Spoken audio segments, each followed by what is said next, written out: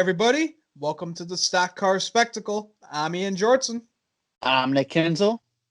And I'm Dalton Good.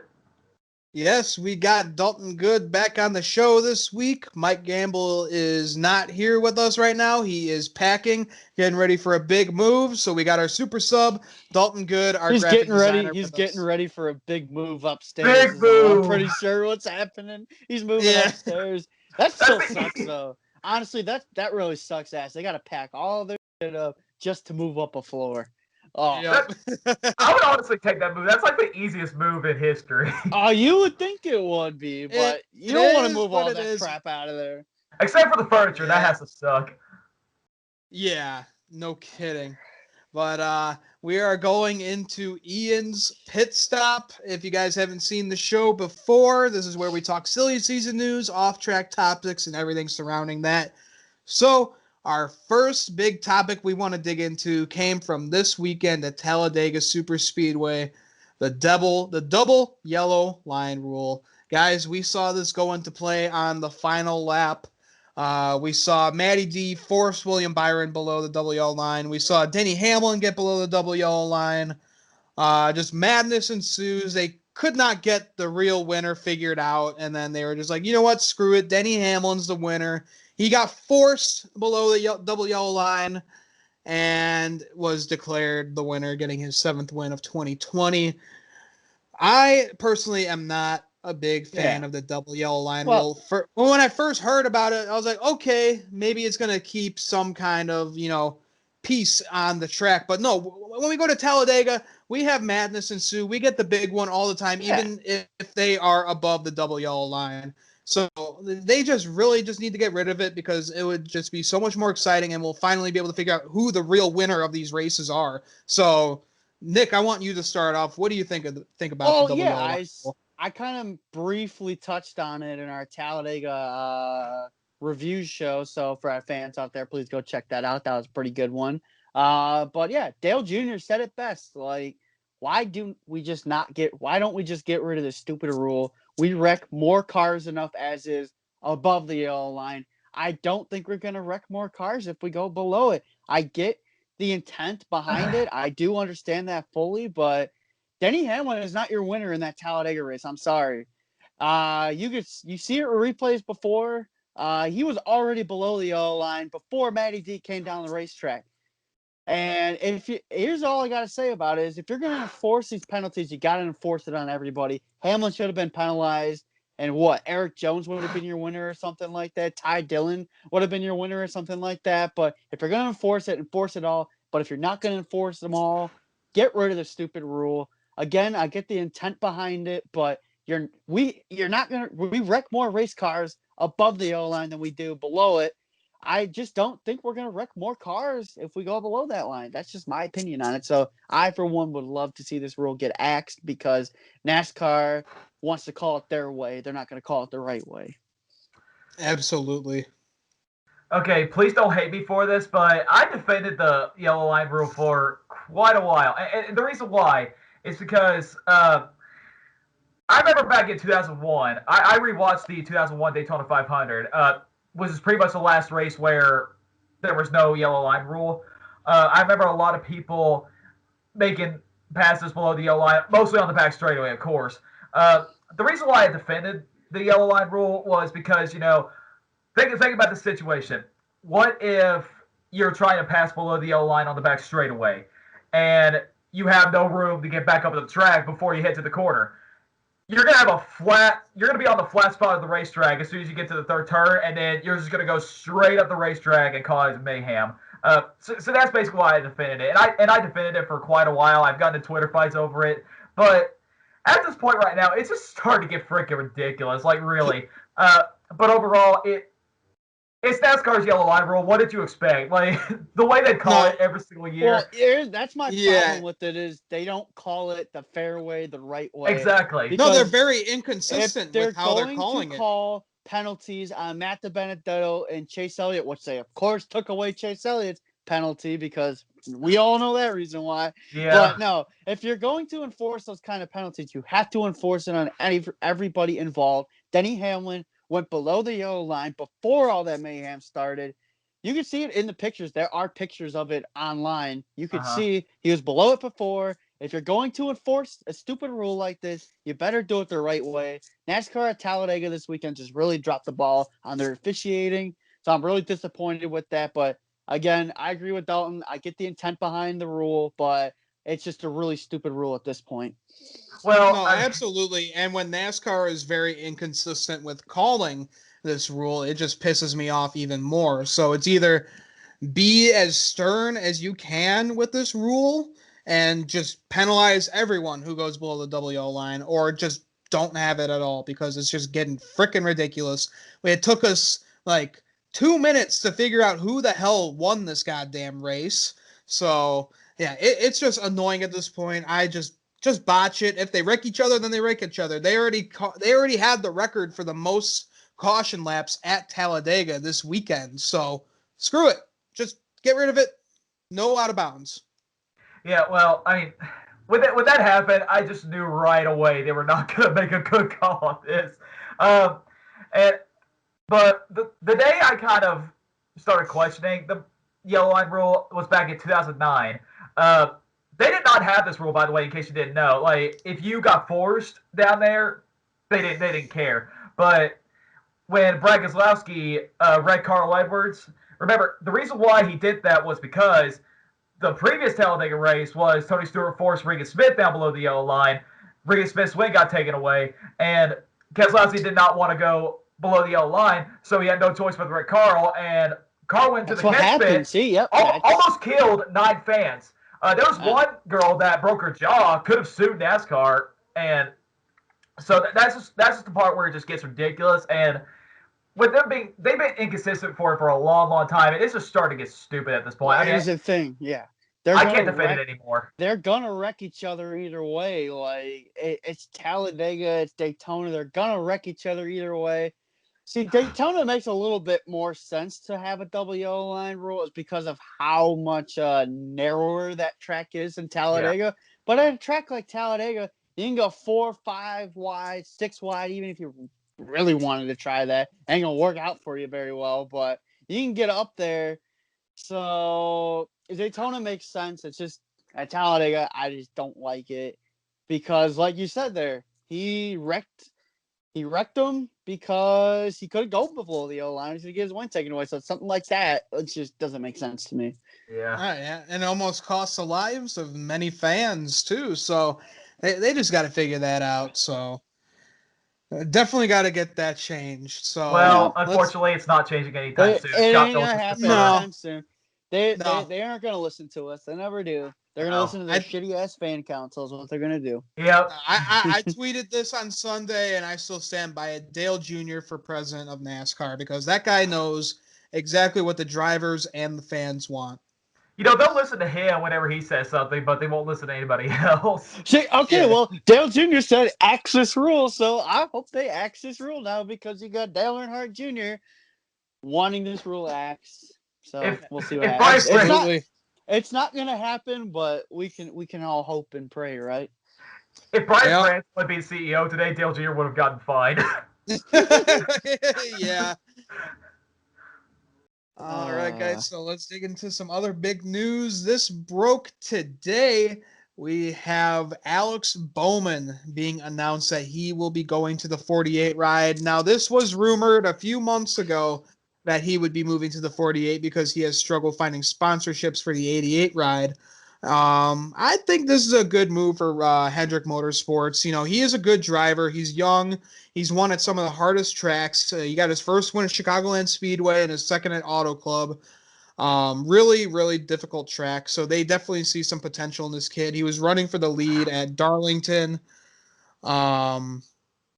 I really think that this is a great move for Hendrick Motorsports. So what do you guys have to say about Bowman going to the 48? So it makes a whole lot of sense. It's good for Alex Bowman, like you said, with the sponsorship issues. He does not have to worry about that anymore because Al is going to field this entire season next year. But man, it kind of is an insult, and it kind of hurts. We've been waiting for a year now for this, almost a year now for this to come out.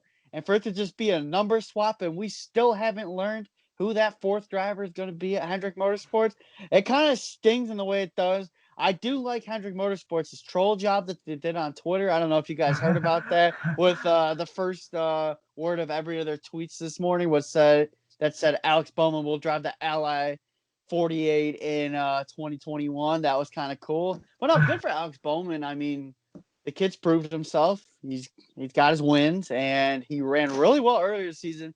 Kind of cooled off a little bit, but yeah, we talked about it with Alex Bowman all pretty much for like the last 2 years. The guy just cannot find sponsorship for that 88 car. He ran a lot of the Chevy Goods cars, and then just like those Hendrick powered cars. So this helps him a lot, and all I have to say for him is that there's no excuses now to not be able to go out there and perform. He's got everything he needs now. We know that 48 car's kind of struggled since Jimmy won his 7th championship, but there's no excuses now. It's time to go in and get the job done. I think this will prove to be a good move in the end, but I can tell that me and almost every other NASCAR fan is just like, what the hell? We waited all this time just for a number change. Like, we still want to know who that fourth driver, Hendrick Motorsports, is going to be. But overall, I hope this works out for Alex Bowman because he replaced Dale Jr., did a great job, and now he's going to go replace the GOAT of Jimmy Johnson. So, so I'm just going to say it. I feel like there are more deserving people for the 48 ride. Who those people are, I don't know. But the thing is, I'm sure Hendrick Motorsports wanted to keep Alex Bowman in the 88, but the problem was the sponsorship. Because remember, Alex Bowman signed an extension right after his California win. So, he was going to stay in the 88 no matter what. But, again, just having troubles finding the sponsorship. And, he had that Chevrolet sponsorship. And usually when you have, manufacturers, helping you with sponsors, that means you're kind of in trouble. Yeah, Nationwide leaving kind of killed him. Valvolina's downgrading as well. So, to be honest with you, there really was no other choice. I mean, the contract was already signed, so they kind of had to do something and give him some kind of sponsorship. But now we went from figuring out who's going to drive the 48 to driving the 88. So, I guess we can talk about that next, right? Yeah, so basically leaves the 88 car open now. There has been a lot of rumors that Rick Hendrick is going to pick up Kyle Larson. So, could Kyle Larson come in and drive that 88, or will they, change the number and make it to the 5? Here's what makes the most sense is I don't think it's going to be the 88. I think they're going to change it. I was reading some stuff today. It makes sense for Hendrick to run the 57 car for Kyle Larson because that's his dirt car number, and Hendrick has run the 57 car in the past. I do think in the end it is going to be Kyle Larson. I know it's not, but here's why I don't like that. It's just not going to be a good look on Chevrolet to re-pick up a guy that they fired for using a racial slur, something that should never be. That's something that should have never been said. But I will say this about Kyle Larson. The guy obviously cares. He has done so much in these past few months to try and get back out there, make a name for himself, or rebrand himself, kind of. We saw that article that came out that he wrote that was released a couple days ago. He cares. He knows what he did was horrible. He knows what he did was wrong. So he deserves a second chance.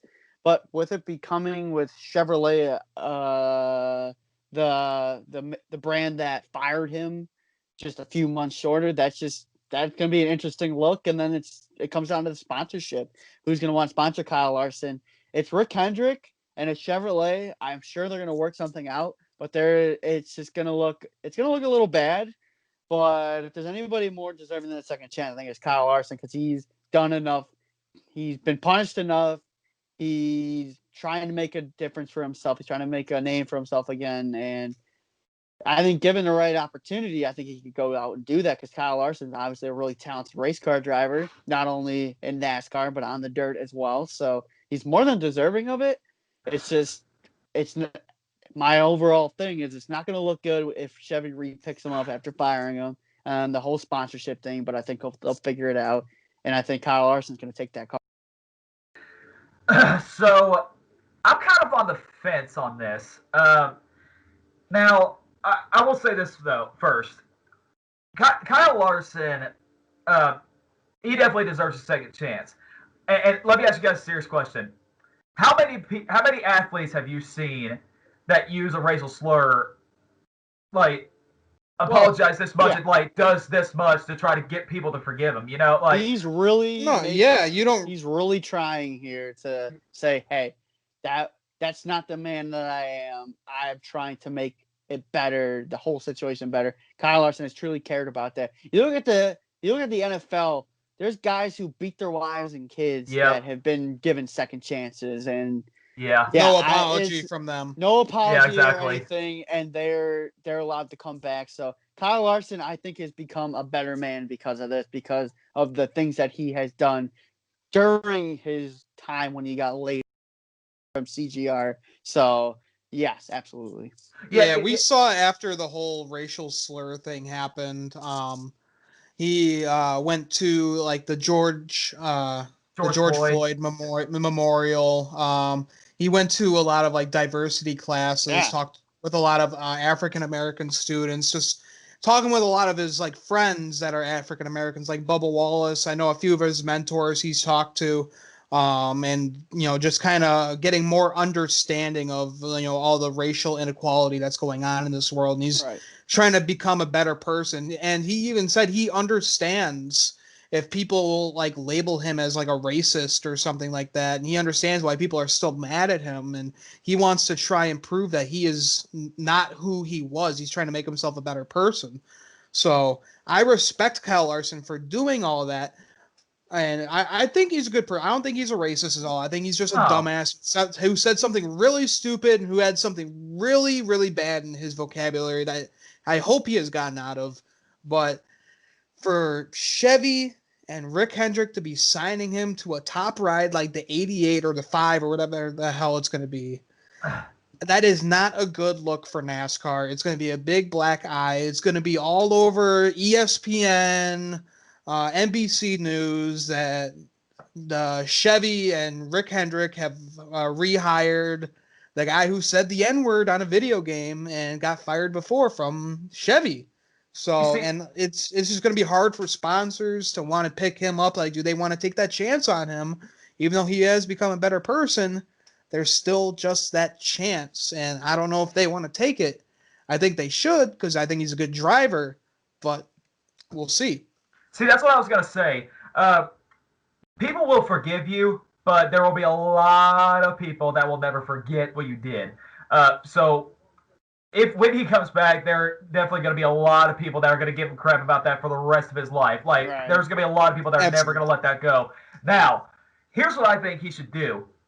I feel like he should do what Kurt Busch did in 2011 through 2012. For those of you that don't remember, 2011, Kurt Busch's final season at Penske, so many radio rages, cussing off his pit crew, cussing off the team, calling cars a joke, wanting the pit crew fired, horrible stuff. The final race of the year in 2011, he had a couple years left at Penske, and when he blows the transmission on the third lap of the race, he decides to pull in the garage, flip off Michelle Obama, who was at that race. Whether you support him or not, that's not a good look, first of all. And second, then you go off and cuss the crap off of Dr. Jerry Push, who's just trying to do an interview. And I know you had to wait, but, like, come on, you know better. But then anyway, after that, after the video was released, Penske fired him right away. Didn't even hesitate. And Kurt ended up going to Phoenix Racing. Phoenix Racing was a small race team. I know Kurt struggled, but that's what he got. That's the lesson he made the most of it. And hey, at least he ran the me car with that team. Yeah. Oh, I was at that race when that happened, by the way. And yeah. Oh, hell yeah. So you run at Phoenix Racing for a year or two, then you work yourself up to get back to a good top tier team. That's what I think Kyle Larson should do. I think he should start off, I don't know, Go Fast or Wood Brothers, whatever small team may be out there. Then he can work his way up to getting back into a top tier team. Stuart Haas maybe when the whole entire lineup goes away. So that's what I feel like he should do. But overall, it's for when he comes back. See, I agree with you there. I would like to see him do a Kurt Busch route, but just to kind of got Kyle Larson I think Kyle Larson's gonna be like, I will come back to NASCAR if it's a top ride. Otherwise, I want no business here.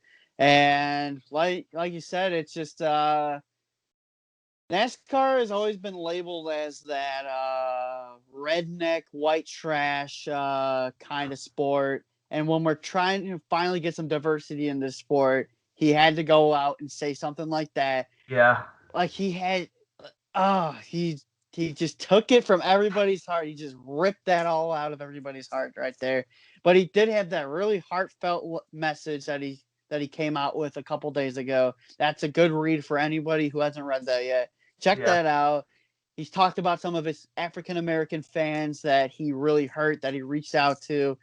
And like the whole thing is just really good. But at the end of the day, for Chevrolet to pick up a driver that they fired previously, not the best look, but I really hope Kyle Larson gets another chance in this sport, and I hope he's successful with it because I really do think that he is a better man because of everything that has happened.